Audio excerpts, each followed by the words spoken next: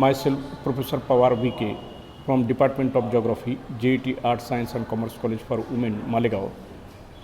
On behalf of this video presentation, I welcome you all. Now we'll see the next subunit, that is development projects and resettlement and rehabilitation of people. The development projects are planned to bring benefits to the people of the country.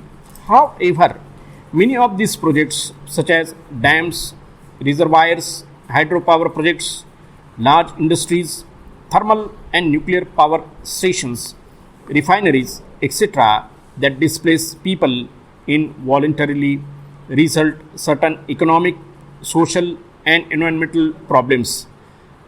Earlier, displacement of people in lieu of development projects was deemed to be a necessary evil, but now these projects have to bear the cost of rehabilitation of millions of people who lived in these areas. The World Bank's Operational Directive Environmental Assessment recognizes three categories of development projects, each kind needing specific kind of environmental impact assessment caused by the project.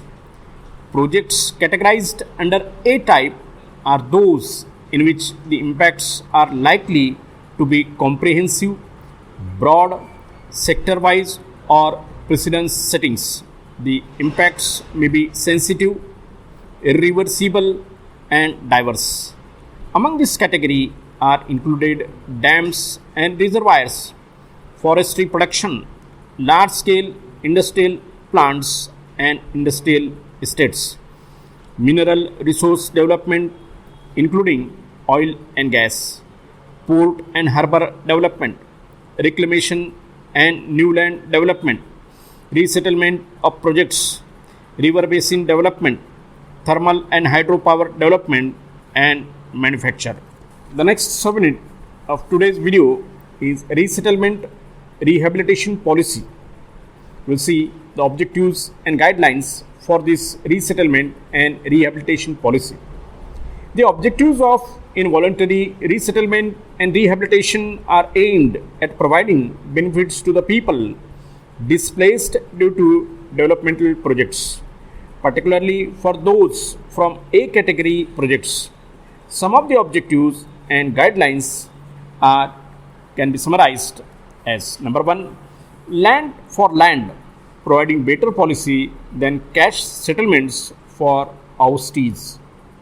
Second is provision of an appropriate share in the cake of the development to the displaced people. Number three, creation of new settlements for oustees with their own environment. Number four, giving oustees assurance for employment. Number five, provision of appropriate compensation along with compensation for their losses at full replacement cost. Number six, providing oustees physical and social rehabilitation in infrastructure including community services and facilities. Number seven, the persons to be displaced be given replacement cost prior to their move. Number eight, provision of assistance with the move to the displaced person and support during transition period in the resettlement site. Number nine, the displaced people be assisted in their efforts to improve their former living standards, income earning capacity and production level, or at least to restore them. Number 10, particular attention to be given to the poorest groups to be resettled. Number 11th, efforts to be made to avoid or minimize involuntary displacement by exploring all viable alternative project designs.